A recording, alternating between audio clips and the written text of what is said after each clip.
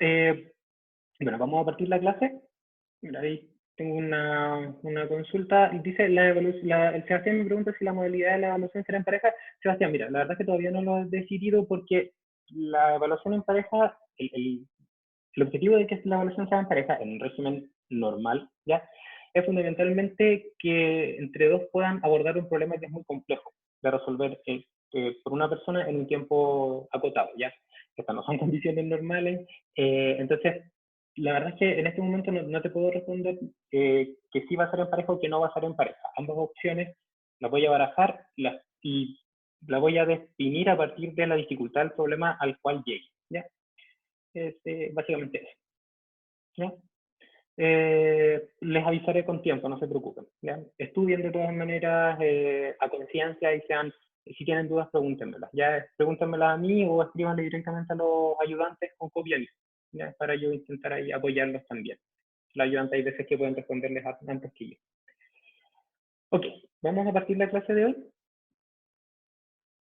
Como les comenté en el correo que les mandé, mi objetivo hoy es revisar otros métodos que complementan el método de Newton basado en derivadas, ya sea derivadas analíticas, habíamos hablado que ese método se llama método de Newton, o en aproximaciones de derivadas, que ese método se llama método de Quasi-Newton, ¿ya?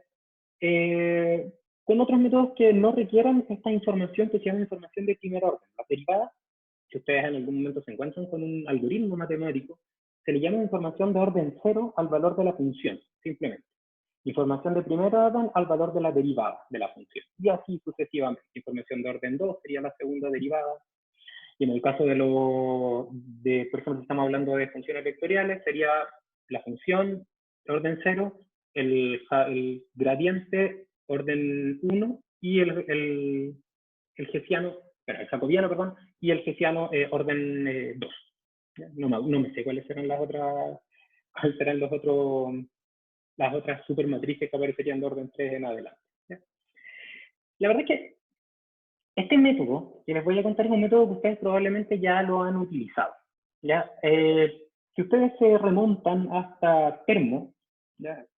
Voy a hacer un pequeño paréntesis. Si ustedes se remontan, por ejemplo, hasta Termo, ¿ya?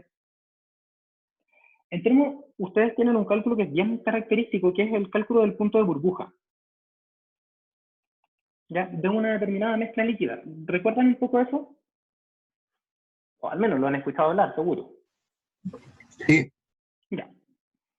No sé si ustedes tienen este concepto en la cabeza, si no, pongan atención, por favor. Imagínense ustedes que tienen una mezcla, ya como la que intenté hacer de la mejor forma posible acá, que es una mezcla que es un líquido saturado, ya, es un líquido que está a punto de ebullir, la cual está a una determinada presión, por ejemplo, presión P0, ¿ya? Y que tiene una composición Z de dos componentes, para que sea más fácil. ¿Ya? Igual puede ser de N, pero pensemos que Z va a ser, por ejemplo, composición del componente 1, composición del componente 2, ya pongámosle composición del componente 3, por ejemplo. ¿Ya? Y nos preguntan, para este sistema, cuál es la temperatura que hace que para la presión determinada, para la presión dada y para la composición definida, el líquido que está en el recipiente tiene una característica de líquido saturado. ¿Ya? De líquido saturado. Esa temperatura, cuando el líquido está saturado para una composición dada, se llama temperatura de burbuja. ¿Ya? Y básicamente el nombre viene de algo que es muy sencillo, que básicamente ustedes observarían que justo antes de ebullir aparecen unas burbujitas. Entonces uno podría decir, mira, esa sería la temperatura de burbuja. ¿Ya? Cuando uno modela este sistema, ¿ya? La verdad es que no es algo tan complejo. Bueno, quizás es complejo, por supuesto, la descripción del equilibrio, ¿sí? Eso puede ser, ¿ya? Pero asumamos que no lo es tanto. Vamos, por ejemplo, ley de Dalton y de Raoult, para que sea más fácil. ¿Ya? Cuando uno quiere calcular esta temperatura de burbuja, el modelo que uno plantea dice que uno asume que justo hay una sola burbuja y que esa burbuja genera un vapor, una fracción muy chiquitita de vapor, la cual tiene una composición Y, ¿ya? Y esa composición Y está para el componente 1, para el componente 2 y para el componente 3, ¿ya? Ahora, la gracia que tiene la temperatura de burbuja es que al ser esta fracción tan pequeña, tan minúsculo lo que se está evaporando, podemos asumir que la composición en el líquido Z no cambia. ¿Ya? Eso quiere decir que si ese es un líquido saturado, entonces, al mismo tiempo que se está generando este vapor con composiciones Y, 1, 2 y 3, el líquido mantuvo sus composiciones iguales a Z. Vamos a decir que ahora la composición del líquido la vamos a pasar a llamar igual a la composición total de la mezcla líquido-vapor, asumiendo que, como les decía, la fracción de evaporación es mínima. ¿Ya?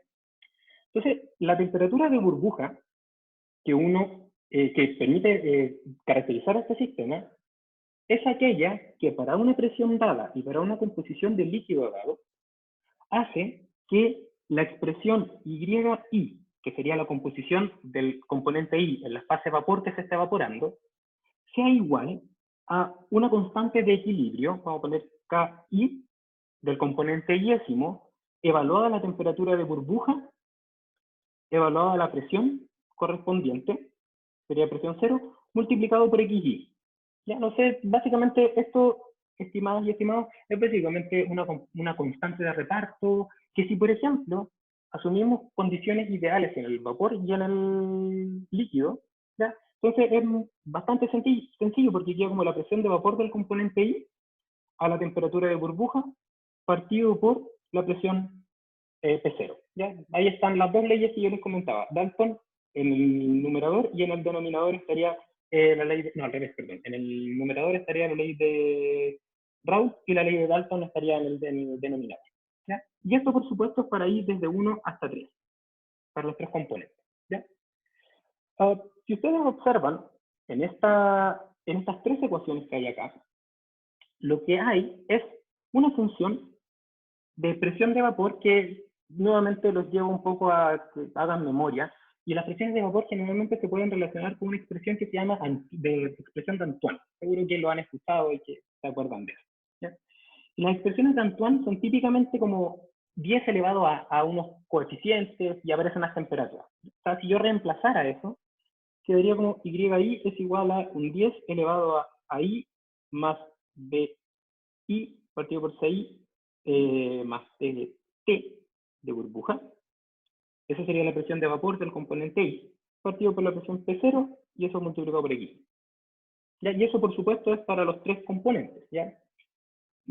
Básicamente estoy haciendo un repaso de lo que ustedes han visto y han utilizado para este método de sustitución. Por eso me quiero detener acá. ¿Ya?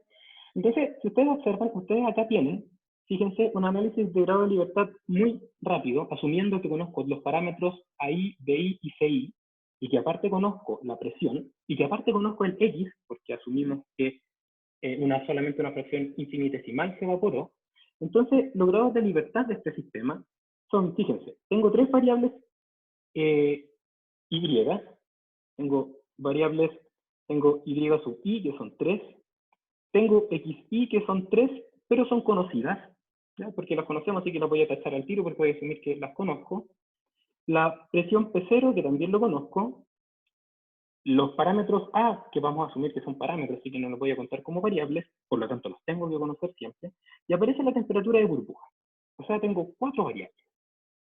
Y tengo, por otro lado, ecuaciones 3, porque tenemos una para cada equilibrio que estamos describiendo. Entonces acá nos queda un grado de libertad que es igual a 1. Nos falta una ecuación por describir. Y esa ecuación por describir que nos falta es una ecuación, voy a borrar acá, básicamente esto es de termo, así que después pueden revisar un poco el cuaderno de Gonzalo, del Patrick. ¿Ya? Entonces vamos para allá arriba ahora. Entonces, esa ecuación que falta es la ecuación que dice que la suma de las fracciones en Y es igual a 1. O sea, Y1 más Y2 más Y3 es igual a 1. Y ahí está, y con esto entonces cerramos los grados de libertad. Porque queda 1 menos la nueva ecuación, no hay variables nuevas, y entonces queda igual a 0. ¿Ya? Ahora, por lo tanto, entonces tenemos tres ecuaciones de equilibrio, que son no lineales porque aparece el término temperatura ahí metido entre medio, y tenemos una ecuación extra que dice que I1 más I2 más I3 es igual a 1. ¿Ya? Seguro que les ha tocado resolver este sistema porque es clásico en TED. ¿Ya? Entonces, ¿cómo ustedes resuelven este sistema? ¿Cómo ustedes iteran? Porque este problema efectivamente necesita un método iterativo para resolver el problema, porque aparece una temperatura que es incógnita, que está metida en un 10 elevado a algo partido por la temperatura. ¿Ya? Entonces, seguro que si ustedes hicieron este problema, habrán hecho el siguiente cálculo. Fíjense. Como tengo que iterar y la incógnita que yo quiero encontrar es la temperatura de burbuja, generalmente lo que uno hacía, yo particularmente cuando hice termo, era decir, me voy a dar un valor de temperatura de burbuja. Voy a ponerle temperatura de burbuja 0, dado. ¿Ya? Y con esa temperatura de burbuja, ¿qué es lo que hago? Por ejemplo, me voy al equilibrio del componente 1, o sea, para Y1, y como conozco la temperatura y conozco X1, entonces puedo calcular Y1. ¿Cierto? Y puedo hacer lo mismo también con la misma temperatura de burbuja. Puedo hacer lo mismo con el equilibrio, pero ahora para el componente 2. Reemplazo la temperatura que me estoy dando y voy a obtener Y2. ¿Ok? Y fíjense que de todas las ecuaciones que tengo, todavía no he utilizado una de las expresiones del equilibrio, porque no he planteado el equilibrio para la variable, para el componente 3, ni tampoco he usado la sumatoria de las fracciones molares. Entonces, ¿qué es lo que hace uno? Uno dice, mira, yo me di una temperatura de burbuja y quiero evaluar si es que esta temperatura de burbuja que me di era correcta. O sea, yo recuerdo que lo que uno hacía es, a partir de estos dos valores de Y, obtenidos mediante el equilibrio, lo que hago es obtener Y3 a partir de 1 menos I1 menos I2. O sea, lo despejo de la ecuación de suma. Y una vez que tengo el Y3, lo que hacemos es, utilizando la ecuación del equilibrio del componente 3, despejar la temperatura de burbuja. Porque ahora conocería el Y3 y conocería también, por supuesto, el X3. Y esta temperatura de burbuja la vamos a llamar temperatura de burbuja 1. ¿Ya? Entonces, ¿cómo sé yo que la temperatura que me di era efectivamente la temperatura de burbuja? ¿Cómo yo llegué a partir de todo ese procedimiento, cómo llego a la conclusión de que el valor que obtuve es correcto, que mi iterador es adecuado? ¿Se acuerdan cómo lo hacían ustedes?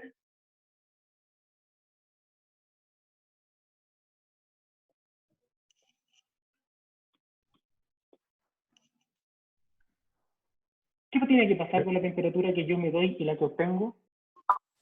Tienen que ser, Juan Pablo, perdón.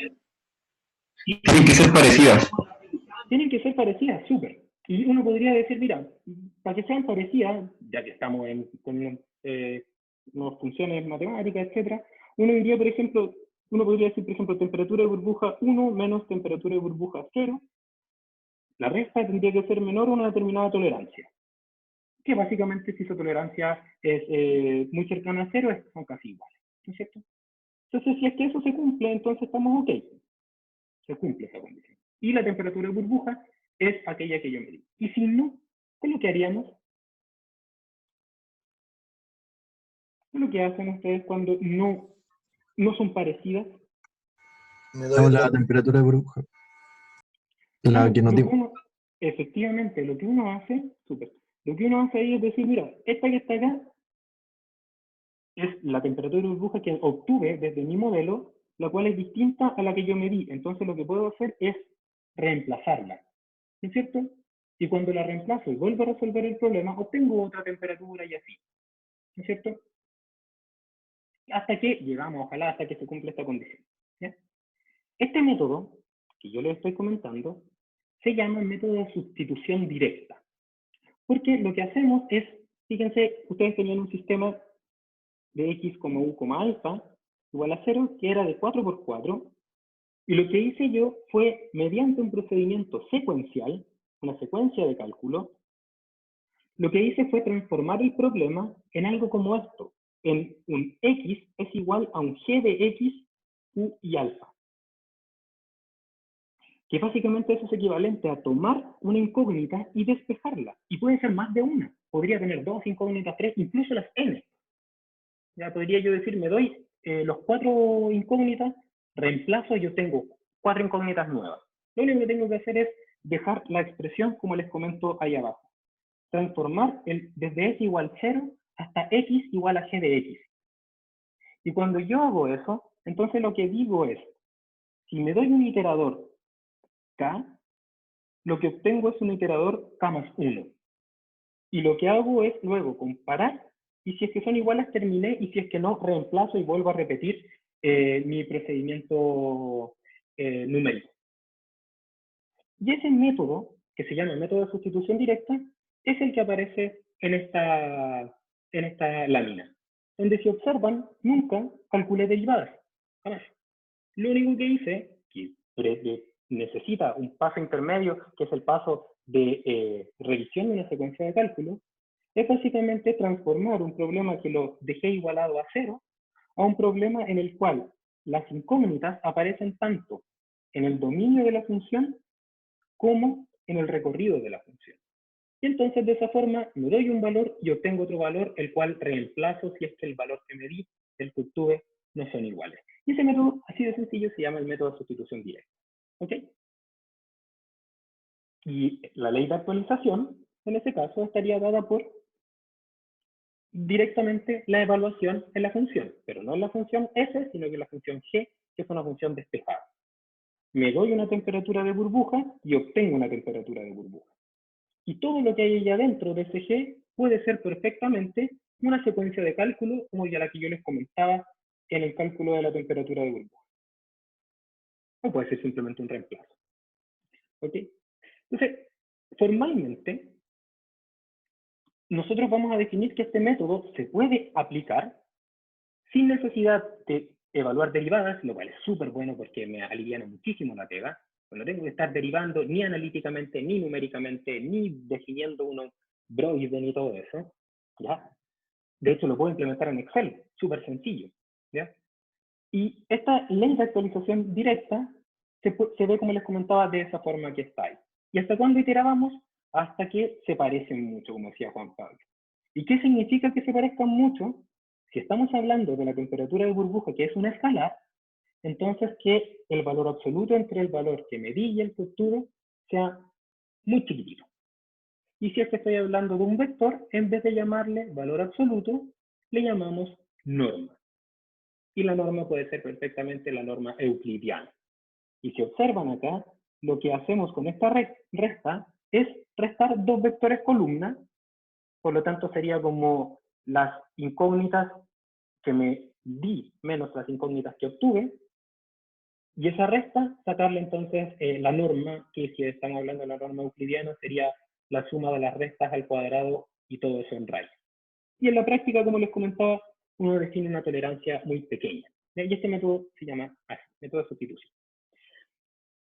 Y tiene la gracia, como les comentaba, que no necesita derivadas. ¿Ya? Y ahora la pregunta que uno aparece, y que aparece en esta lámina, es si siempre vamos a converger. Ustedes cuando aplicaban este cálculo de temperatura de burbuja, ¿obtenían siempre solución?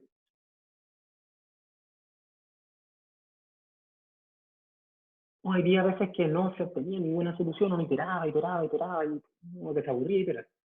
A mí me pasaba eso, que yo intentaba resolver el problema y en vez de que se fueran acortando estos dos valores, a veces se iban agrandando, se iban haciendo cada vez más distintos. ¿Ya? Entonces, vamos a decir que el método converge a la solución. Recuerden que el método numérico es aquel que, partiendo de un x0 hasta un xk, y por supuesto un x de k más 1, si es que el k tiende a infinito, entonces x tiende a la solución. Entonces, si nosotros queremos evaluar si es que el método converge, lo que tiene que pasar es identificar si es que en algún momento estamos achicando esta distancia. ¿Ya? Achicando la distancia que hay entre el valor que me di y el que voy obteniendo. ¿Ya? Y para eso, en la lámina esta, que está acá en la 54, aparece un análisis de convergencia del método de sustitución directa. Y yo se lo voy a comentar simplemente porque lo vamos a utilizar un poquitito más adelante. ¿Ya? Entonces, el análisis de convergencia se puede identificar o se puede definir como el estudio de cómo esta diferencia va evolucionando. ¿Cómo voy cambiando el valor de la diferencia entre x de k menos 1 y x de k? Entendiendo que si es que converge, la evolución va a hacer que eso tienda a 0. Y si es que no converge, va a hacer que esa diferencia tienda a un valor muy grande, porque se están separando. Eso sería una divergencia. ¿Ya? Entonces, para eso, lo que uno puede hacer, de hecho, en el método de Newton también está en el video del método de Newton en varias dimensiones, perdón, en una dimensión, uno puede hacer un análisis de convergencia alrededor del punto, por ejemplo, alrededor del punto x de k menos 1. Y el análisis se puede hacer con una expansión de Taylor simplemente. ¿Ya? Y si uno, por ejemplo, dice g en k menos 1, ¿ya? O g directamente, g en k, por ejemplo, ¿ya? Sería igual al valor anterior. Y si hacemos una expansión de Taylor de primer orden, lo que habría que hacer sería más cómo cambia g cuando cambia x, ¿ya? Ese sería este nabla que está acá, en el valor k menos 1 multiplicado por el x de k menos el x de k menos 1. ¿Ya? Que es justamente lo que aparece ahí. ¿Ya? A ese valor que está ahí le llamamos delta de k menos 1. ¿Ya? Y bueno, haciendo un par de pasos algebraicos, por ejemplo, de pasar este elemento para allá, de ordenar un poco, observamos que esto es x de k más 1, porque así está definido acá. Y este valor que está acá es x de k, porque es el valor que me entregaría en la iteración k menos 1. Y entonces llegamos a que la diferencia en la siguiente iteración es igual a un valor, una matriz, donde aparece una derivada ahí de g, que serían estas derivadas que están acá, multiplicado por la actualización anterior. Aquí, esta ecuación que ustedes ven acá, sería aquella que enlaza cómo va aumentando o disminuyendo la distancia entre lo que yo me doy y lo que voy obteniendo. ¿Ya? Y para que converja el método, si nosotros, por ejemplo, definimos que esa derivada la llamamos t o como quieran, da igual, para que converja, lo que tiene que pasar es que las distancias se tienen que hacer más chiquititas. Por ejemplo, si acá tenemos el delta k menos 1, el valor de delta de k tiene que ser así, y el valor de delta de k más 1 tiene que ser así chiquitito, y cada vez más chico, porque eso significa que voy llegando a la solución. ¿Ok? Entonces, si yo observo esta expresión que está acá, digo, para que este valor se haga muy chiquitito, lo que tiene que pasar es que la norma del delta de k se tiene que hacer pequeña. Entonces, si aplico el operador norma, ¿ya? Lo que tiene que pasar es que para que la norma en la siguiente iteración se haga más pequeña, entonces la multiplicación de este término con este término tiene que hacer que el delta, la norma del delta k menos 1 se haga más chica. Y eso solo se puede hacer siempre y cuando la norma de esta matriz derivada, que no se preocupen, no la vamos a calcular, solamente es un análisis de convergencia, la norma es más pequeña que 1, porque de esa forma estamos multiplicando un número, por ejemplo 0,5, por esta distancia. ¿Ya? Y entonces el método va a converger siempre y cuando la norma de esta matriz de derivadas sea menor que 1. ¿Ya? Que si es que uno dice, ¿qué norma ocupo? Si ocupo la norma euclidiana, entonces esa norma también es igual a algo que en álgebra lineal se llama valor propio, y en particular es el máximo, es el valor absoluto del máximo valor propio de esa matriz que está acá. ¿Ya? Quédense con eso. De hecho es un número simplemente. Un número que tiene que ser, por supuesto, mayor que 0 porque es una norma, pero la idea es que sea menor que 1 para que vaya multiplicando por un número cada vez más chiquitito. ¿Ya? Entonces, cuando diverge, lo que pasa es que esa norma es mayor que 1, me voy alejando. Y entonces lo que uno puede hacer es, a los métodos de sustitución, aplicar un factor de relajación. ¿Ya? Y ese factor de relajación lo llamamos omega. ¿Ya? Entonces, ¿y qué es el factor de relajación omega? Lo que hace es que en vez de decir que dado un valor de x de k, reemplazo en g, obtengo x de k más 1, y ese es el nuevo valor que reemplazo y vuelvo a resolver el problema, lo que hace es que en vez de reemplazar directamente, el valor que reemplazo es una combinación entre lo que obtengo con el g de k más lo que obtengo en la iteración anterior. ¿Ya? Algo así como, imagínense ustedes que el omega, por ejemplo, lo defino como 0,75, por poner un número. ¿Ya? Entonces, si yo defino que el omega, este factor de relajación que se llama 0,75, lo que voy a decir es que en la siguiente iteración le voy a creer un 75% al método de sustitución directa y el otro 25% le voy a creer a lo que yo medí. Y la combinación de esos dos términos sería el nuevo iterador. ¿Ya? Entonces lo que hacemos ahí es suavizar los cambios, porque voy a hacer cambios más acotados, porque estoy creyéndole un poco a lo que yo había decidido como iterador inicial o los iteradores anteriores, y le creo, por supuesto, también al método de sustitución directa. Entonces tenemos una especie de disminución en el tamaño de la actualización, que es proporcional a ese valor de factor de relajación o aceleración. ¿Ya? En las PPT que ustedes tienen, hay dos métodos para calcular este omega, pero yo me los voy a saltar, porque están ahí, están disponibles. Si tenemos la oportunidad de revisar SuperPro, vamos a ver cómo que es el método de Weinstein, es el que se utiliza para el cálculo del omega. A mí lo que me interesa acá es que ustedes entiendan a qué se refiere este factor de actualización. ¿Ya? Entonces, para eso, voy a pedirle permiso al profe Iván Cornejo, ¿ya? O al profe Luis Beck, dependiendo, o al Claudio Acuña, dependiendo de quién les hizo control. Y entonces, voy a hacer la analogía con un controlador. ¿Ya? Si ustedes no han hecho control, no se preocupen. ¿Ya? Vamos a intentar ahí solucionar este problema. Cuando ustedes trabajan con controladores, lo que hacen los controladores es hacer que un error entre un valor medido y un valor deseado sea cero. ¿Ya?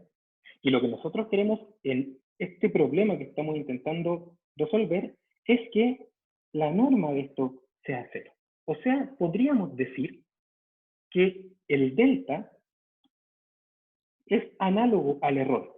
Es súper parecido al error entre el valor medido y el set point. ¿Ya?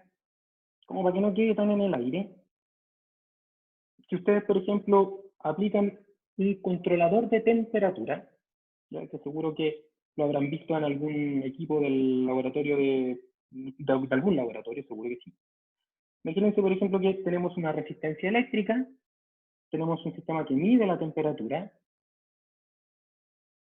y a partir de la medición de la temperatura de este líquido, genera un aumento o una disminución en la potencia de la resistencia eléctrica. Y lo vamos a poner como una válvula, porque yo no soy tan eléctrico para dibujar cosas eléctricas. ¿Ya?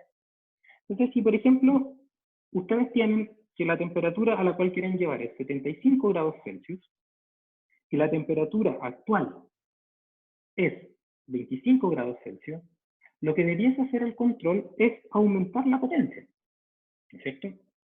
¿Por qué? Porque estamos por debajo, porque el error es tal que como no es cero, requiero aumentar la potencia. ¿Ya? Entonces, podríamos decir nosotros que el cambio en la potencia, pensemos que la potencia la vamos a definir como una variable genérica de las que utiliza, lo que utilizo yo, que se llama U, ¿ya? Y entonces, en el tiempo t, tengo una potencia, y en el tiempo t más 1, o sea, la siguiente vez que voy a por ejemplo, actualizar la potencia que le estoy agregando a la resistencia, va a ser igual al valor actual más un delta U. ¿Ya? Dado por este controlador, este sistema que lo que se encarga es que la temperatura, vamos a hacer una gráfica ahí, la temperatura, que vamos a poner que esos 75 grados Celsius se llama set point, 75 grados Celsius, y como estamos a temperatura actual igual a 25, lo que tenemos que hacer es intentar hacer que esta distancia se haga más pequeña. Entonces lo que hacemos es agregar energía al sistema de tal forma de que en el tiempo esto va a aumentar su temperatura y ojalá llegue al valor de la consigna. Lo que es equivalente, si nosotros definimos, por ejemplo, el error como el set point menos la temperatura, a decir que al principio teníamos un error positivo, ya que era igual a 50 de hecho, porque era la resta entre 75 menos 25, y a partir de eso la idea es que vaya llegando ojalá al valor C, que es equivalente a cuando la temperatura es igual al set. ¿Ya? Entonces, visto desde el error, se ve así. Visto desde las temperaturas, se ven así. Entonces, la ley de actualización de la potencia generalmente se describe con una función propia de los controladores. Y hay un controlador en especial que es el controlador PID. Seguro que ustedes se acuerdan de él. Sí, ¿cierto? ¿Sí? ¿No ven? Sí. Ya. Gracias, Sí, profe. ya. Entonces, el controlador PID tiene 3 acciones. A mí me interesa solo una. ¿Ya? La acción que me va a interesar es la acción proporcional. ¿Ya? La acción proporcional dice que el cambio que va a efectuar el controlador en la potencia va a ser igual, vamos a poner acá, a t, va a ser igual a algo proporcional al error, en t. ¿Por qué? Porque si el error es 0, no requiero hacer ningún cambio, y si el error es muy grande, requeriría hacer un cambio muy grande. Multiplicado todo esto por una constante de proporcionalidad que se llama, eso, así mismo, constante de proporcionalidad, K. ¿Ya? Y hay otros términos más. Ya voy a poner acá constante proporcional E, y por ejemplo acá podría poner también la integral del error a tiempo t, 1 partido por tau i, que seguro que los que y las que hicieron control se acuerdan, y hay un término derivativo. También derivativo. Ya, ¿quién se conoce? Pero nosotros, para no meterle ruido al sistema, nos vamos a olvidar de los otros términos y vamos a pensar solamente en un control proporcional. ¿Ya? Entonces, ¿qué hace el sistema si es que el valor de K es un valor muy grande, tan grande que es así de grande? Si la constante de proporcionalidad es muy grande, entonces lo que va a hacer el sistema es que va a generar una acción, vamos a ponerla con rojo, aquí está el error, que es proporcional a eso, y entonces lo que va a hacer el sistema, vamos a poner ahora una tercera gráfica acá, que va a ser también en el tiempo, pero va a ser la variable u. Entonces, si estaba en un punto a tiempo 0, u0, como tengo un error tan grande, lo que voy a hacer es que voy a pegarme un salto importante. Ese va a ser el delta U. Va a ser súper grande. Voy a agregarle una gran potencia respecto al valor actual porque estoy súper lejos de la función. Entonces, ¿qué hacen los controladores? Los controladores aplican una acción y esperan un determinado tiempo y vuelven a aplicarla. Entonces, por ejemplo, imagínense que después de un segundo, o sea, estamos en el segundo 0 y acá es el segundo 1, va a hacer una corrección respecto a lo que hizo el sistema, y nos damos cuenta que era tan grande el valor de K que utilizamos, por lo tanto, la corrección fue tan grande del sistema de control, que lo que hizo fue pasarse. Y entonces, en vez de llegar a un valor, por ejemplo, de temperatura de 30, de 40, de 50, debido a el valor de K, que era muy grande, obtuvimos una temperatura que estaba por sobre los 75. Porque hicimos un cambio muy grande porque tenemos un K muy grande. Entonces digo, oh no, ¿qué hace el controlador? Observa que ahora, y el error que lo quería, perdón, el error se iría hacia el lado contrario. ¿Y qué hace el controlador? Dice, mira, tomando en cuenta que ahora el error ahora es negativo, lo que tendría que hacer es cerrar la válvula, entonces lo que hace el sistema es cerrarla. Y entonces lo que hace este sistema hace eso, y luego, como dice ahora el positivo, la abro, la cierro, la abro y así. Y si es que el sistema converge, va a ser así y va a llegar a un punto. O sea, va a ser eso, y va a llegar. Eso sería cuando el sistema converge. Pero si el valor de K es tan grande, tan grande, que en vez de que en la siguiente iteración, aun cuando pasemos para el otro lado, el error, el valor absoluto del error es más grande que el error en el punto anterior, o sea, imagínense que el K era tan grande que en vez de llegar hasta acá, hizo esto, llegó hasta ahí arriba. Entonces, el error ahora es más grande, se acrecentó el error. Si eso pasa, entonces en la siguiente iteración esto va a ser así. Y en la siguiente iteración eso va a ser así. Y se va a diverger. ¿Por qué? Porque la acción del controlador es muy agresiva. Entonces, cuando ocurren cosas como esa, lo que uno hace es decir, ¿sabéis qué? La buena onda el que tengamos una acción agresiva, que yo quiero llegar lo antes posible a el valor deseado, pero la verdad es que tienes que ser un poco más comedido e intentar llegar de manera más paulatina. Si entonces utiliza un K más pequeño, lo que implica entonces que la corrección es más suave. ¿Y qué es lo que hacemos cuando tenemos una corrección más suave? Lo que hacemos es llegar de manera más pausada a la solución. Nos vamos a demorar más que quizás haberlo hecho con una acción agresiva, pero vamos a llegar. Entonces, esta como razonamiento para llegar a la consigna, creo que me equivoqué y la consigna estaba acá.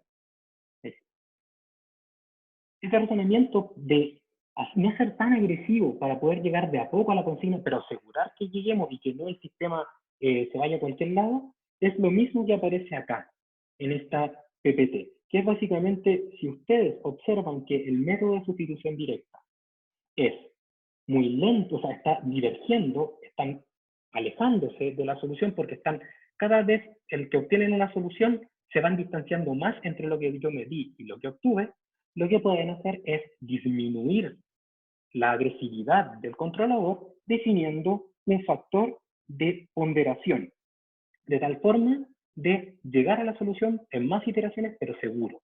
¿Ya? Y ese factor se llama factor omega, y yo le recomiendo que si no conoce ninguna forma de calcularlo, pruebe con 1 primero. Si soluciona el problema, fantástico. Fíjense que cuando omega vale 1, eso es 0 y es el método de sustitución directa. Y cuando omega es menor a 1, es un método que está más o menos entre sustitución directa, por ahí. ¿Ya? Entonces, prueben con 1 y si es que no, pueden probar con este número que casi nunca falla, que es el 75%. Rebel de Owen. Como les comento, en la PPT existen un par de métodos disponibles para calcular ese omega. ¿Ya? Ya. Entonces, avanzando en la clase, existe, recuerden, acabamos de ver un método antes de eso de solución de un sistema de ecuaciones, pero ahora el cual no requiere, ¿ya? No requiere perdón, la valor de la derivada, sino que requiere simplemente evaluar la función y obtener resultados. Y por lo tanto es complementario. De hecho, podemos usar el método de Newton o el método de sustitución. ¿Ya?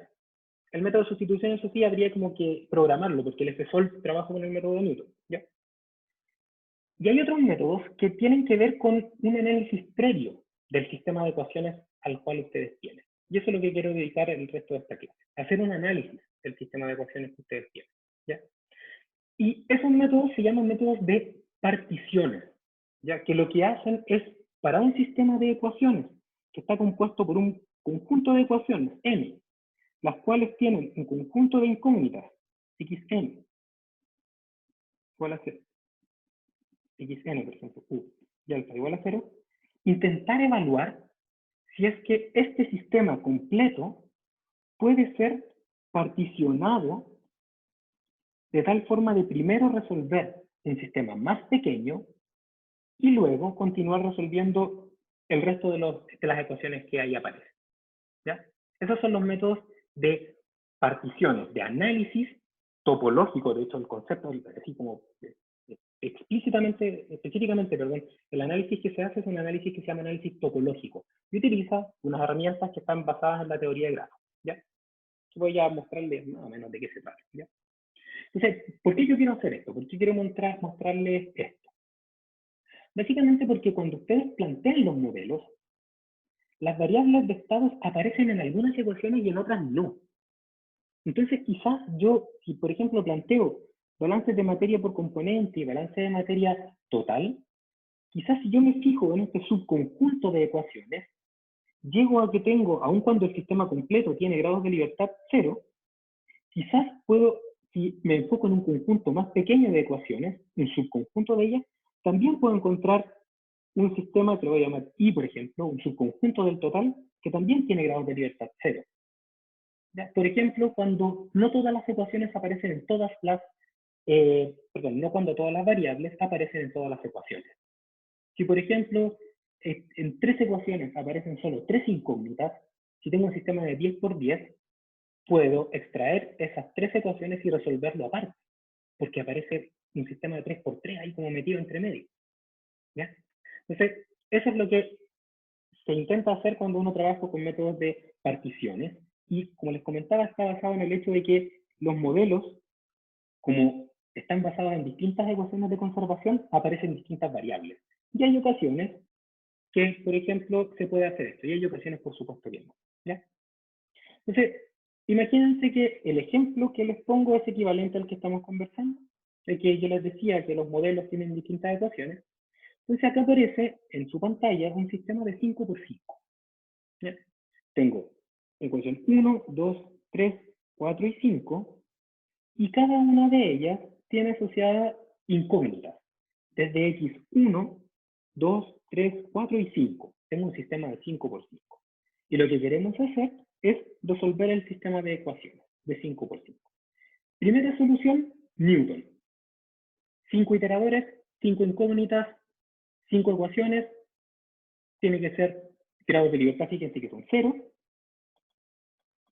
Los meto al espesor, y entonces yo digo el x0 va a ser un vector de 5 elementos. O tengo que darme para x1, x2, x3, x4 y x5. Entonces la pregunta es, ¿habrá otra forma de hacerlo? Y la respuesta es sí. Entonces, ¿qué observamos de este sistema de ecuaciones? Primero, podemos tirarnos directamente al método basado en ecuaciones, que sería el método de Newton, donde metemos toda una juguera y obtenemos toda la solución al mismo tiempo. Pero también podemos observar que quizás se puede definir una secuencia de cálculo. ¿Por qué? Porque si observan y le ponen mucha atención a la ecuación 1 y a la ecuación 4, observarán que solamente aparece x1 y x4. Y entonces tengo un sistema de ecuaciones más pequeño que también tiene grados de libertad 0, que está conformado por F1, x1 más x4 menos 10, y F4, x4 menos 3x1 más 6 más 6. Y entonces tengo un sistema de 2x2, que se puede resolver sin necesidad de resolver todo el sistema de ecuaciones. Y resolverlo y obtener x1 y x4, solución, con el método que se les ocurra. Algebraico, despeje, en este caso un problema lineal, así que incluso podría aplicar matices. Y una vez que obtengo el x1 solución y el x4 solución, ya ocupé esas ecuaciones, podría observar también que si obtengo el x1 y el x4, fíjense que la ecuación 3 tiene, aparte de 1 y 4, x2. Entonces quizás a partir de el reemplazo de esta solución en S3, podría llegar a obtener x2 solución. Directamente, despejando.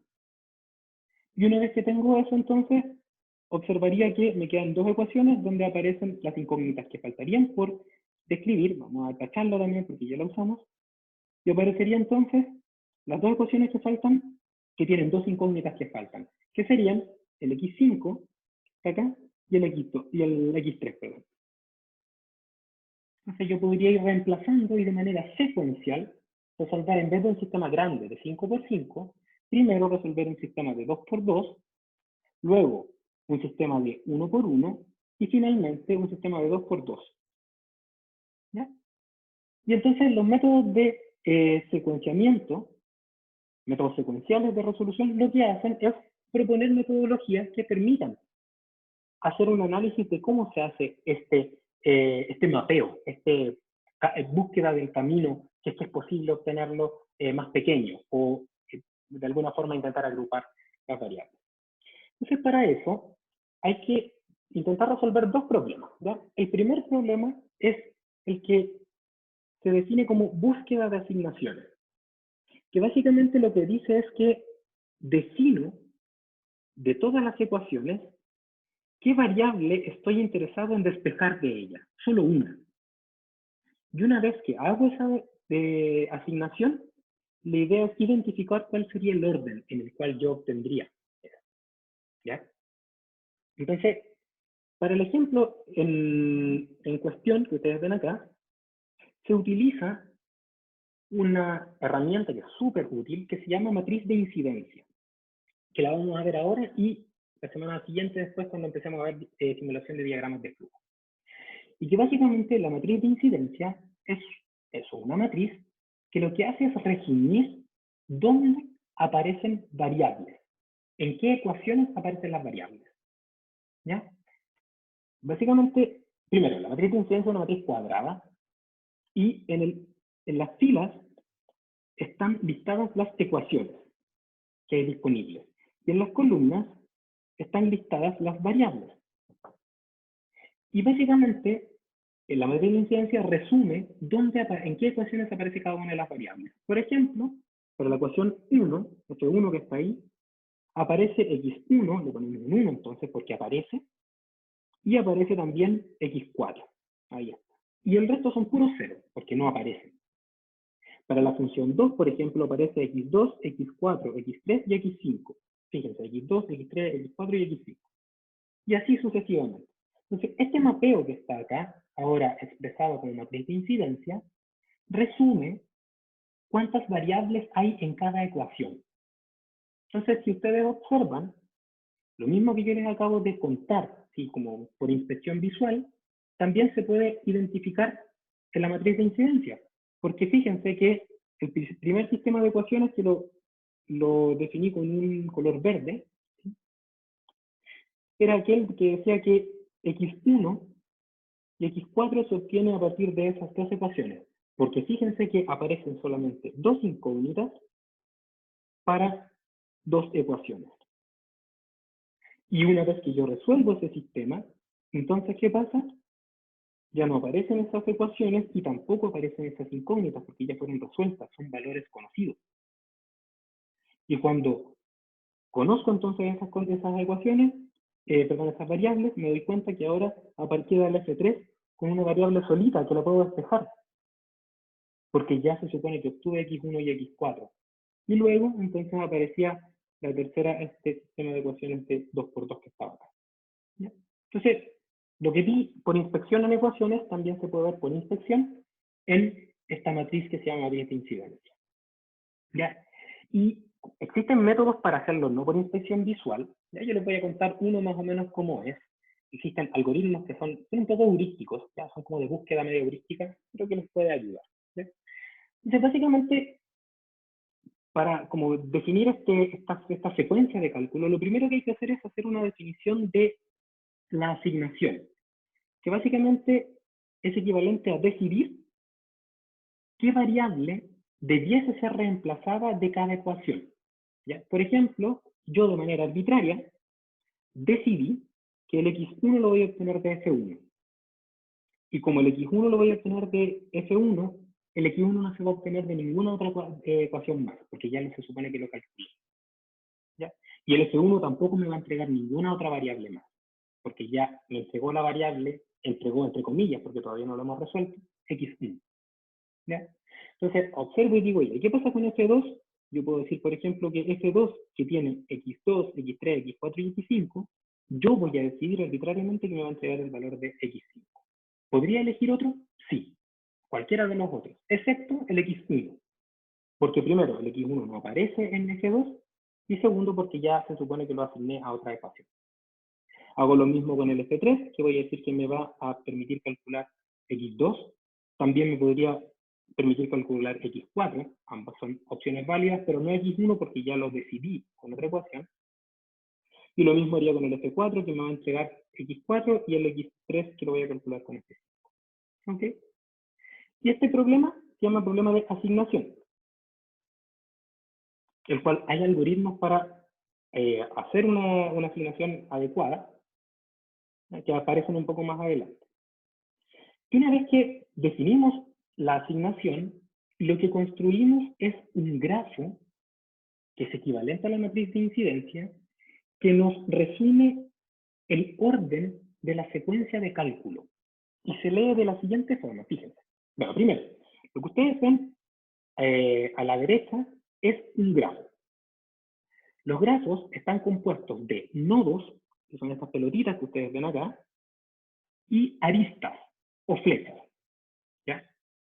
Cada nodo representa una especie de centro de procesamiento de información y cada flecha representa información que se va trasladando desde un nodo hacia otro.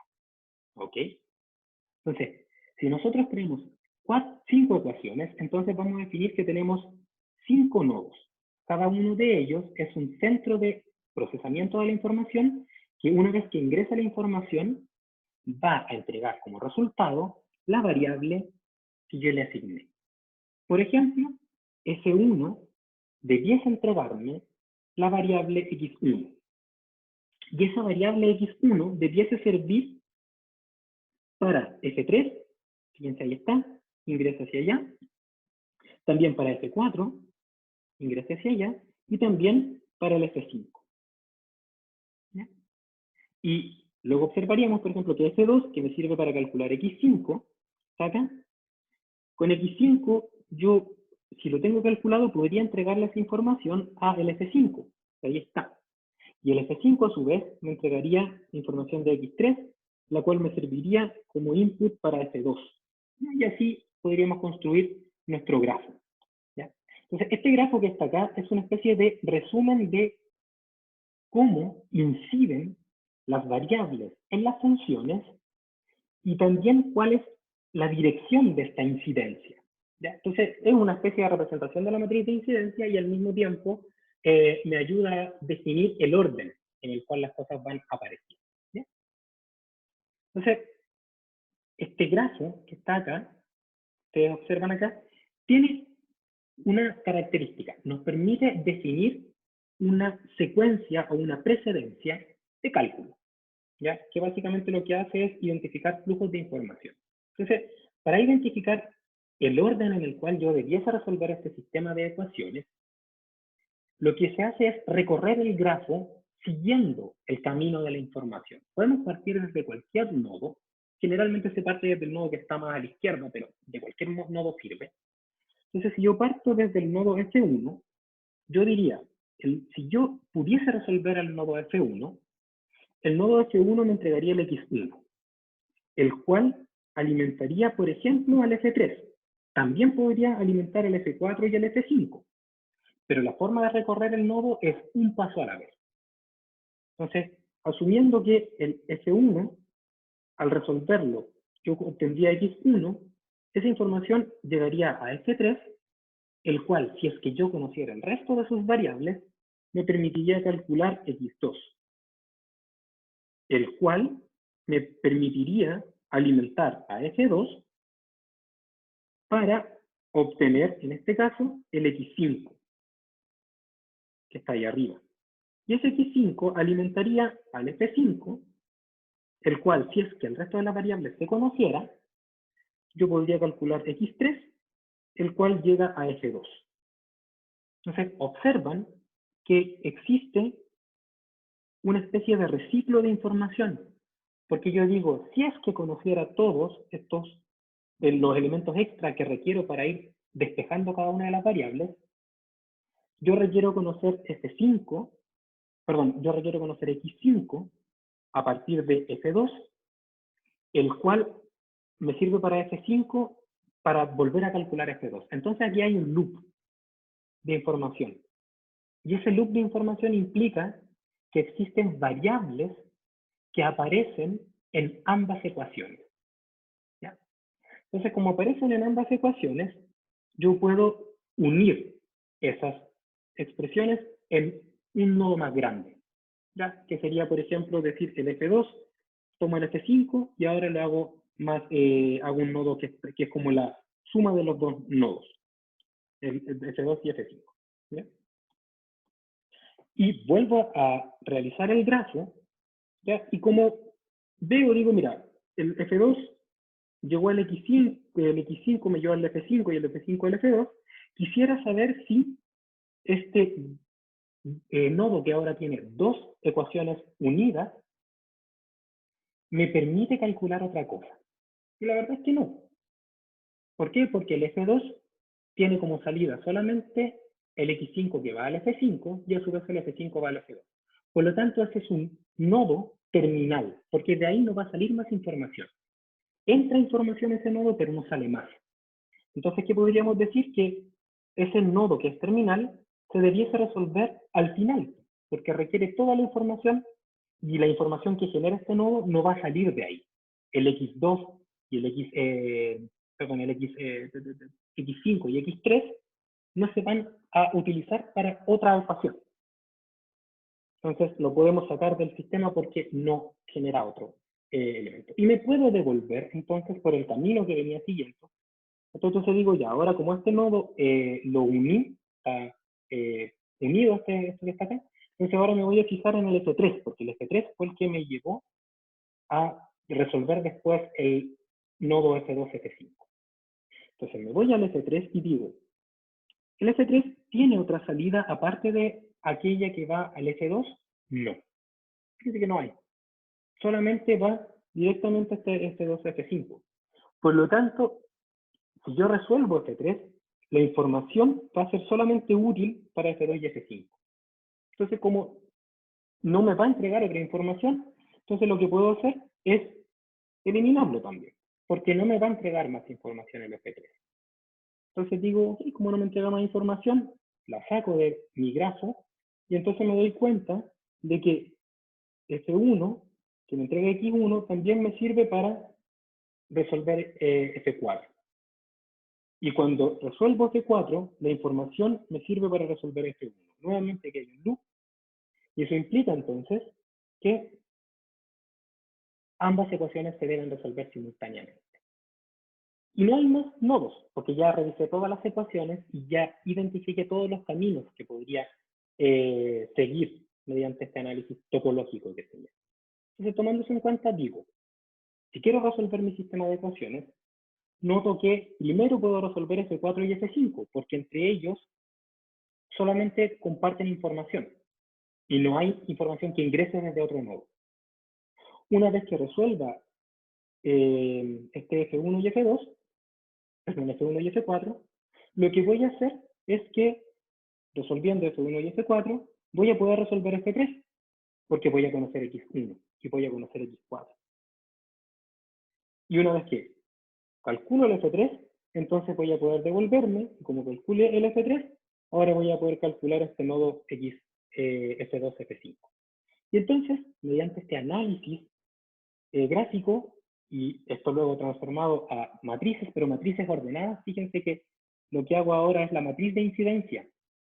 La ordeno en el orden en el cual obtengo esta precedencia. Digo entonces que primero resolvería F1 y F4. Y fíjense que F1 y F4, por sí mismo, es un sistema de 2x2. Una vez que lo resuelvo, conozco entonces las variables involucradas y por lo tanto entonces tengo las opciones para calcular X2 utilizando F3, porque me queda solamente una incógnita. Y conocido entonces X2, puedo calcular entonces el sistema de ecuaciones que está compuesto por F2 y F5. ¿Y cómo resuelvo cada uno de estos sistemas de ecuaciones? Puede ser por Newton, puede ser por A inverso de A multiplicado por B, método de sustitución directa, etc. Pero son sistemas que son más pequeños, por lo tanto no me tengo que dar tantos iteradores iniciales, ¿ya? Que si yo lo resuelvo no al menos al mismo tiempo, ¿ya? Y de esta forma entonces podemos, mediante este análisis gráfico, podemos definir precedencias. No necesariamente tenemos que hacerlo siempre, no necesariamente siempre vamos a encontrar elementos más pequeños, hay veces que no se puede, hay veces que todo se tiene que resolver de manera simultánea, ¿ya? Y el problema de asignación, o sea, el primer problema es que define el color de estos números, sigue un algoritmo heurístico que sigue ciertas reglas, ¿ya? Que básicamente dicen, si tú tienes tu matriz de incidencia, entonces enfócate en aquellas variables que aparecen menos. Entonces, si observo, digo, mira, las variables que aparecen menos son, hago la suma hacia abajo, van a ser X2, X3 y X5. ¿Ya? Y para esas variables que aparecen menos, asígnale aquella ecuación que presente menos incidencia. Por ejemplo, si observan, el valor de X2, que está acá, aparece 2 veces, y en una ecuación aparece 4 veces, y la otra ecuación aparece en 3. Entonces lo que puedo hacer es decir, yo voy a asignar esta variable, acá. Y al hacer eso, entonces, elimino esa variable y elimino también esa función porque ya fue utilizada. Y repito este procedimiento una y otra vez hasta que quede todo asignado. Ahí está el problema de asignación. ¿No? Y de esa forma entonces luego construiríamos el grafo y con el grafo entonces calcularíamos el orden de precedencia. ¿Ya? Y podríamos resolver el problema. ¿Ya? Y si es que hay veces que siguiendo este procedimiento existen variables que no quedan asignadas, y aquí hay un ejemplo de ello. Yo hice todo este procedimiento y llego a que hay una variable que no tiene asignación porque la ecuación que quedaba no aparece la variable en cuestión. Entonces, para esos casos lo que uno tiene que hacer es devolverse, utilizando un método que se llama la trayectoria de Stewart, ¿ya? Que no lo voy a ver acá, aparece cómo se hace en las PPT siguientes, pero no se las voy a mostrar para que avancemos a lo que yo quiero, ¿ya? Entonces, ¿a qué nos sirve esto? A ver si es que podemos resolver un sistema de ecuaciones más chico, ya sea particionándolo o lo que viene a continuación, reduciéndolo, ¿ya? Entonces, el problema que quiero aplicar estas dos ideas en el tiempo que me queda es el problema 3 de la guía 2.1, que he observado que muchas personas lo están haciendo. Entonces, lo que yo les voy a dar es una visión un poco distinta. Primero, lo que voy a hacer es que voy a intentar ver si es que se puede resolver por partes, y después lo que voy a hacer es intentar reducirlo, para que sea un sistema de menos ecuaciones y menos incógnitas. ¿Ya? Entonces, para eso, espero que ya lo hayan visto el problema, por eso lo elegí, porque muchas personas habían escrito. Básicamente, el sistema corresponde a un reactor gaseoso, que tiene una característica que la temperatura dentro del reactor es de 350 Kelvin, con una presión igual a 5 atmósferas, creo que es, 5 atmósferas, donde ocurre una reacción en fase gaseosa A más B para dar C. ¿Ya? Este sistema, que tiene un flujo de P0 y que tiene una presión P0 igual también a 5 atmósferas, o podemos asumir que casi igual a 5 atmósferas, tiene una composición tal que la presión parcial del componente A es 0.5 atmósferas y la presión parcial del componente B es 0.5 atmósferas, y el resto es un inerte, 4 atmósferas de un inerte. Y a la salida, que está a la misma presión, podemos asumir que la presión es la misma, existe un componente A, B, C y un componente inerte. ¿Ya? Si observan, el sistema tiene una reducción de moles. Por lo tanto, es de esperar que el flujo volumétrico cambie, disminuya. Porque si mantenemos constante la temperatura y la presión, y nos acordamos de pavo ratón, ¿no es cierto? Nosotros podemos decir V es igual a nRT partido por P, si yo derivo con respecto al tiempo para que me quede flujo volumétrico igual a flujo molar por RT partido P, ¿cierto? Si es que yo disminuyo el número de moles, disminuye el flujo volumétrico. Por lo tanto, F0 y F1, que serían los flujos volumétricos, son distintos. ¿Ya? Entonces, nos preguntan en este ejemplo, ¿cómo cambia la conversión de A en función del flujo volumétrico de alimentación cuando este flujo volumétrico de alimentación se mueve entre dos valores? Que está por ahí que no tengo medio perdido. Entre dos valores. Creo que es entre 1 y 100 litros por segundo, por ejemplo. ¿Ya?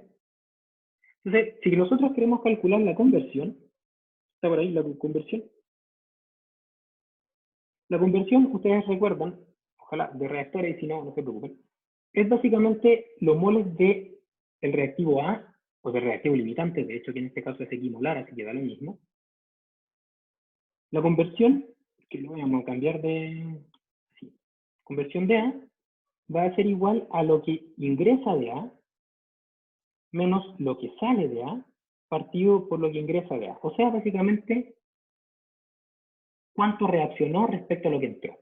Si la conversión es 1, entonces quiere decir que el flujo de A a la salida es 0. Si la conversión es 0, quiere decir entonces que el flujo de A es igual al flujo de entrada. O sea, no hay transformación. ¿Ya? Entonces, si quiero resolver este sistema, necesito calcular el flujo de A que sale, y para eso entonces necesito el valor del flujo de salida multiplicado por la composición de salida. Requiero entonces definir un balance de materia total y un balance de materia por componente A. Y como aparece una reacción química donde está A y B, asumiendo que son elementales, también voy a tener que plantear un balance de materia al componente B. ¿Ya? Y si yo planteo el resto de los balances, básicamente puedo plantearlo a C y el balance de materia al inerte, que es equivalente o que es complementario al balance de materia total. ¿Ya? Y por supuesto también por la sumatoria igual a 1, etc. ¿Ya? Entonces, en particular, lo que yo hice fue plantear 4 balances. ¿Por qué planteé 4 balances? Porque tengo como incógnita el IA, IB, IC, y también tengo como incógnita el flujo de salida, asumiendo que el inerte lo puedo expresar como 1 menos la sumatoria del resto de las otras Y. ¿Ya? Entonces, uno puede llegar a un sistema de 4×4, ¿ya? Donde tienen balance de materia de A, de B, de C, balance de material inerte, el cual tiene reemplazada la expresión de las sumatorias. ¿Ya? Asumo que ustedes llegaron a esto cuando estuvieron trabajando con el problema, que es F0 por CA0 menos F por CA, menos lo que se transforma, y lo que se transforma se puede expresar con una ecuación auxiliar, que es una expresión de cinética. ¿Ya? Cinética en este caso elemental, que sería concentración de A por concentración de B. Y aparecen estos términos presión, R y T, porque tenemos que transformar desde fracciones molares hasta concentraciones. Y como hay un gas, usamos una ecuación de estado y asumimos que es gas ideal. Entonces, esta expresión que está acá, este modelo que tiene, fíjense, todas estas variables son 10 variables, de las cuales conozco el flujo de entrada, conozco las composiciones Y0, conozco la temperatura y conozco el volumen, tiene 5 ecuaciones y 5 incógnitas. Tiene un sistema entonces de 5×5. Y queremos saber si es que se puede resolver primero por partes. ¿Ya? Entonces, para eso, el sistema de 5×5 se puede transformar en una expresión como la que ustedes ven acá. Tenemos un sistema de ecuaciones de 5×5, el cual se transforma a una matriz de incidencia como la que ustedes ven acá. ¿Y qué observaríamos en la matriz de incidencia? Que el flujo aparece en todos los balances, excepto en la cinética. Que la cinética aparece en todos los balances, excepto en el inerte. Y así el resto de los elementos. Entonces, hacemos una asignación y después evaluamos si es que se puede hacer una partición. Entonces yo diría, la asignación la voy a hacer ni siquiera heurística como le había contado, tomando la ventaja de que las ecuaciones las planteo con un objetivo. Entonces yo podría decir, balance de materia de A, lo expresé para calcular IA, entonces voy a asignársela yo directamente. El balance de materia B, yo lo definí para obtener YB. Balance de materia de C, lo mismo. La ecuación de cinética me permitiría obtener R. O sea, aquí estaría la asignación. Y la asignación que falta, que sería la del flujo total, la voy a extraer desde el balance al inerte, porque lo puedo despejar directamente. ¿Ok? Entonces, ahí estaría una asignación arbitraria, yo me la di, y a partir de eso yo podría entonces generar el grafo. ¿Ya? El grafo, como les decía, es básicamente recorrer las funciones. Entonces, si los balances son F1, F2, 3, 4 y 5, entonces yo podría decir, si yo resolviera, así se describe, si yo resolviera F1, entonces obtendría YA. Y si es que obtengo YA me serviría para, como información para el balance al inerte y para la cinética. Entonces esto lo que hago, lo marco. Dijo, si yo resolviera F1, me serviría como información para el F4 y también para el F5. ¿Ya? Entonces ahí diría que ese valor que está ahí es, al resolver F1, obtendría el YA. Y lo mismo podría hacer con F2. Diría, Si yo resolviera el F2, entonces obtendría YB. Y el YB me serviría como info para el balance de materia inerte y para la cinética. Perfecto, entonces. Yo lo hago entonces así. Yo F2, entonces digo para el inerte y para la cinética. Y así lo puedo hacer con el resto de los componentes. En este caso sería el YB. Con el resto de las variables y con el resto de las ecuaciones, y llegaría a un grafo como el que ven ahí. Ya que básicamente dice lo que les acabo de comentar. YA entra como info a F4 y F5, etc. Y ahora podemos hacer la secuencia de cálculo, el análisis de la secuencia de cálculo, y obtendríamos básicamente que si yo parto con F1 y sigo la trayectoria, puedo parar en F4. Entonces digo, resolviendo F1 voy a poder resolver F4, o esa información que le sirve F4. Si puedo resolver F4, entonces puedo, por ejemplo, obtener F2. Y F2 me serviría para obtener F4. O F4. Observo que existe un loop, y entonces lo transformo en un F1, perdón, F4, F2. Esas dos ecuaciones se van a tener que resolver simultáneamente porque comparten variables. Entonces me pregunto, de F4 me fui a F2. Vale. ¿Sale F4 a algún otro lado? Sí, sale F5. Entonces salgo F5. Y F5 me permitiría calcular F3, y F3 me permitiría calcular F4. Y como F4 está dentro de eso, se genera otro loop. Que implica entonces que si conozco F1, voy a tener que resolver simultáneamente 4, 2, 5 y 3. Porque están variables que están relacionándose. Y entonces me devuelvo y digo, empiezo a ver si es que me queda un camino que no he recorrido, y efectivamente del F5, está acá, empiezo a ver F3 ya está dentro del loop, F2 está dentro del loop y aparece F1. Por lo tanto, este sistema tiene un loop que hace imposible particionar el sistema de ecuaciones. O sea, se tiene que resolver todo simultáneamente. ¿Ya? Entonces tendríamos que resolver un sistema de 5×5. Y usaríamos el método de Newton tradicional, pero pasamos por una etapa previa de análisis topológico. ¿Y nos quedamos así tan tranquilos o tranquilos? No. Porque lo que podemos hacer ahora es, como yo no puedo sacar una partición, lo puedo hacer antes que el análisis de particiones o después del análisis de particiones, lo que puedo hacer también es evaluar si puedo reducir el sistema de 5×5. ¿Qué significa reducirlo? Quizás obtener un sistema de menos por menos, quizás de 2×2 o de 3×3. Y para eso podemos usar también la matriz de incidencia. Entonces, ¿cómo se hace esto? Observamos, fíjense que, por ejemplo, la variable R es una variable que aparece en casi todas las ecuaciones. Si yo pudiese despejarla de alguna forma, a partir de el valor de otras variables, entonces esa variable R ya no sería un iterador, porque podría obtenerlo a partir de un reemplazo de otras variables.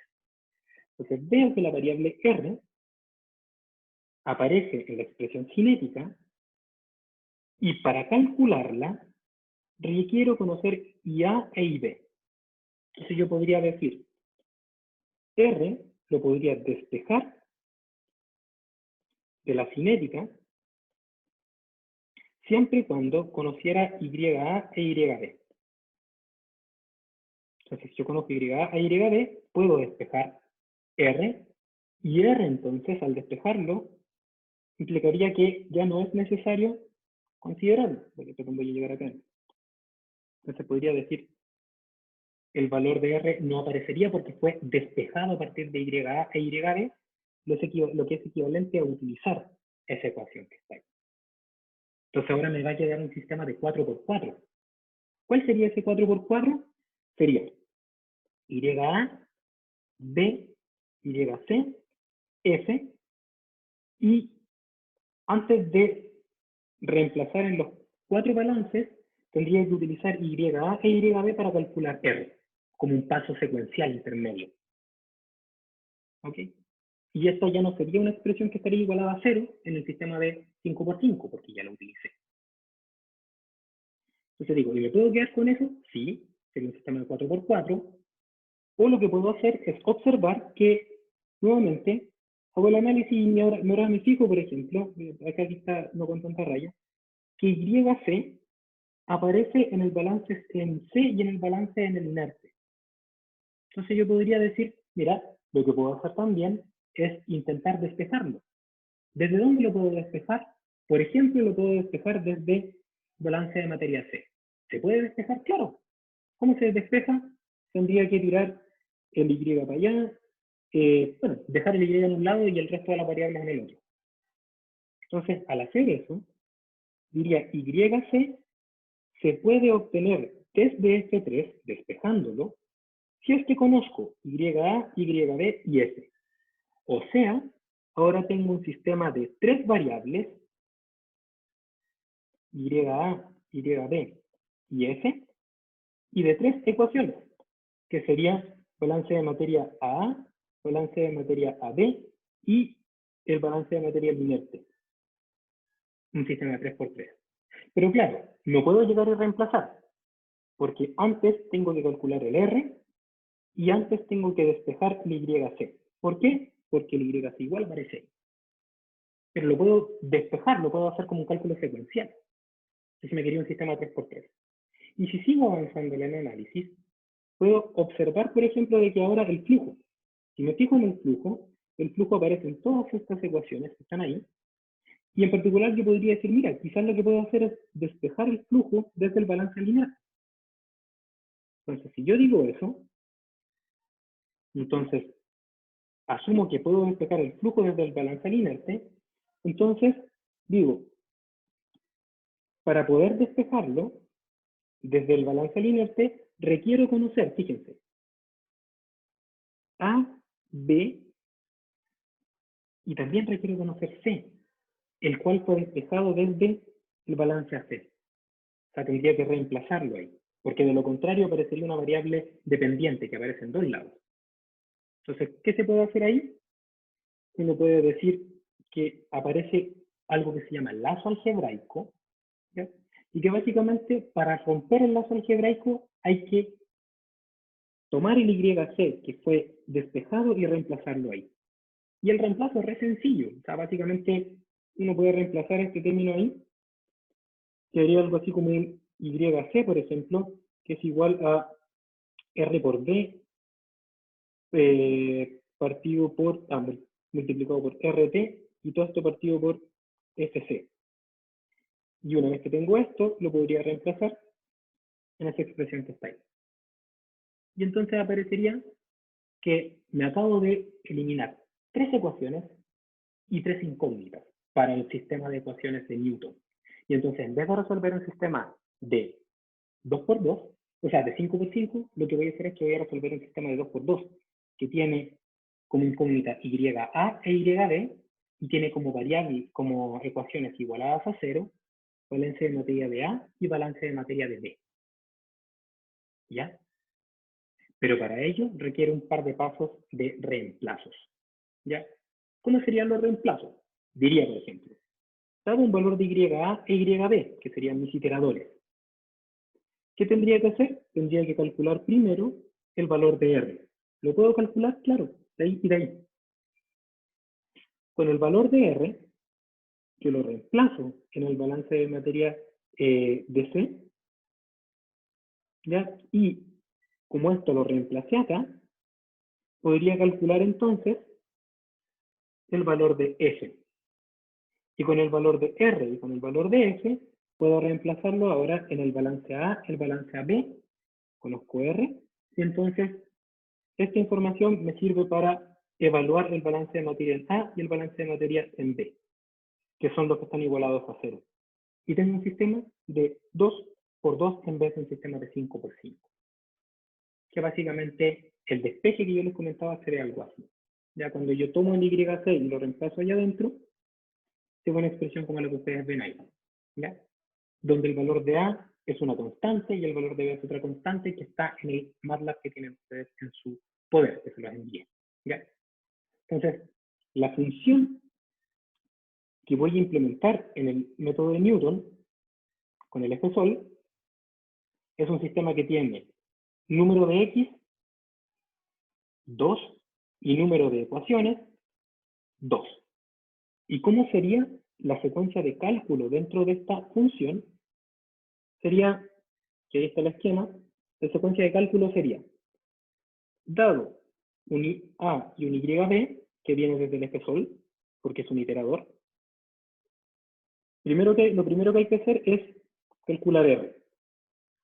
¿Lo puedo calcular? Sí, porque los conozco, porque son iteradores, que estoy iterando con ellos para encontrar el valor. Con esa info, con el R, lo reemplazaría acá, y A e YB, yo obtendría entonces de esta ecuación, de la ecuación asterisco, el valor de F. Y como conozco ahora R y conozco F, puedo ahora reemplazar el balance de materia de A y el balance de materia de B. Y cuando lleguemos a la solución, o sea, cuando el iterador sea el correcto, entonces ese valor va a ser igual a 0 y ese valor es igual a 0, o lo que es lo mismo, la norma de ambos va a ser menor o igual a una tolerancia. Y entonces en vez de tener un sistema de 5 por 5, van a tener un sistema de 2 por 2. ¿Ok? ¿Y cómo se ve el esquema de la función? En el que ustedes tienen en su poder, que les pido que lo revisen. Básicamente, la función ingresa los iteradores A y B y secuencialmente calcula R, calcula S, y junto con los valores de YA e YB, se reemplaza todo en los balances A y balance B, que es F1 y F2, que es lo que se devuelve hacia el eje Sol, que sería el recorrido de la función. Y aun cuando existen más incógnitas dentro de la función, esas incógnitas han sido despejadas. Por lo tanto, siempre se van a cumplir las relaciones de igualdad. ¿Ya? Esta ha sido una clase bastante extensa, que tiene varios elementos, y quisiera terminar comentándoles lo siguiente. Ustedes no tienen que aplicar todo esto para resolver sus problemas, ¿ya? Estas son herramientas que les pueden servir o no, ¿ya? Son como extra, un complemento. A estas alturas, si ustedes tienen un sistema de 10 por 10, lo meten en el método de Newton y funciona, fantástico. Si ustedes quieren disminuir el número de ecuaciones, porque disminuir el número de ecuaciones implica disminuir el número de iteradores, lo que pueden hacer es seguir este procedimiento que les acabo de comentar, que incluye tanto una reducción como también una definición de una secuencia de cálculo. ¿Okay? Y también, por supuesto, pueden utilizar para la resolución de los sistemas algebraicos el método de sustitución directa. ¿Okay? Entonces, dicho todo esto,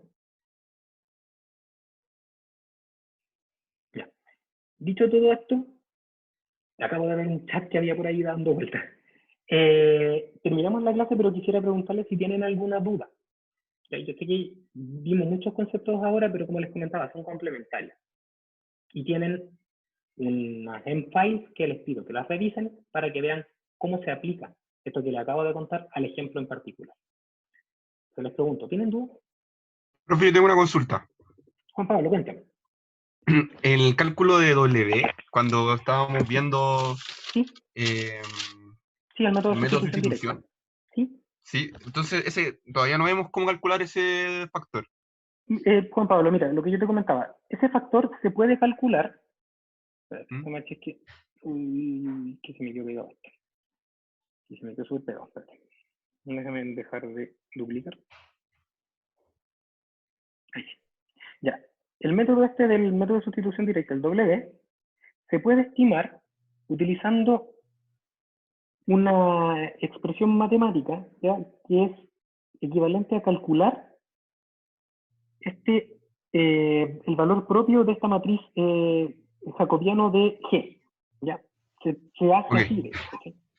¿Ya? Pero no es necesario. No es necesario. Así lo hacen, por ejemplo, SuperPro lo hace así, HiSys creo que también lo hace. ¿Ya? Porque HiSys trabaja para resolución de flowchart, se utiliza mucho este método. De hecho, se lo estoy pasando porque lo vamos a ocupar para enfrentarnos a un diagrama de flujo completo. ¿Ya? Pero nosotros, yo como les decía, o sea, existe ese método, se puede calcular, hay que calcular unos valores propios, hay que calcular una matriz jacobiana de G, evaluarla, ¿cachai? Que la idea es justamente evitarlo, porque la idea es que no queremos calcular derivadas, es un método que no necesita derivadas. Entonces, en vez de eso, lo que yo les comento es que partan resolviéndolo con un omega igual a 1, ¿ya? Sean agresivos. Y si no funciona, cambien el valor de omega por un número menor que 1. ¿Qué valor es un compromiso que generalmente se usa entre rapidez para converger y no tanta agresividad? Valor 0,75. Es como una regla del dedo gordo. Pero hay un método para calcular W, ¿cachai? Como les pongo ahí, pues son los que hay. Esos dos que están ahí. Pero nosotros simplemente lo vamos a calcular con una regla del dedo gordo que va a ser 0,75. Ok, muchas gracias, profe. Y nada, ¿más preguntas? Ya. Entonces, les doy las gracias por esta clase. Es una clase que estuve súper extensa, pero ya no hay más materia para el certamen. Y como les comentaba, esta materia es complementaria, o sea que antes de lo anterior, antes de esto también ya están en condiciones para resolver. Mañana, Felipe les va a hacer un ejercicio tipo certamen. Perdonen por subirlo hoy, pero estábamos volviendo todos del receso. Está disponible en el aula, está disponible en la playlist del curso. Es un ejemplo tipo certamen. Apareció en un certamen en algún momento. ¿Ya? Y el ejercicio que les hizo el Benja a la clase anterior, la ayudantía anterior también. Entonces, para que vean más o menos cómo va la mano. ¿Ya? Eso. Les doy las gracias y nos vemos el viernes. ¿Profe? Dígame. Ejercicios que tienen reciclo, ¿los podemos hacer? Porque intenté hacer uno y como que no entendí nada. Sí, no lo haga todavía. Pasa que, Felipe, como ahora definí más evaluaciones, ¿sí? Para llegar a la evaluación 1, que tendríamos habitualmente en APQ, nosotros tendríamos que haber hecho esto que vamos a hacer la próxima semana, más la materia de reciclo y flowchart, ¿ya? Ah, ya. Pero lo que hice yo fue separarlo, ¿cachai? Para que la evaluación no entre todo. Entonces, primero evaluemos sin reciclo una sola unidad, y a continuación lo que les voy a explicar es cómo se hace cuando tenemos más unidades y esas unidades tienen reciclos. Eso es lo que viene a continuación. Entonces, dedícate simplemente a aprender a resolver unidades solas. Ya. Ya. Gracias, profe. Ya, de nada. Ya nos vemos, que les vaya muy bien. Gracias, profe, que esté bien. Chao, Profe, profe. cuídese. Ay, Camila, ahí te respondí el correo. Sí, quedó súper Chao, claro. chao, que estén bien.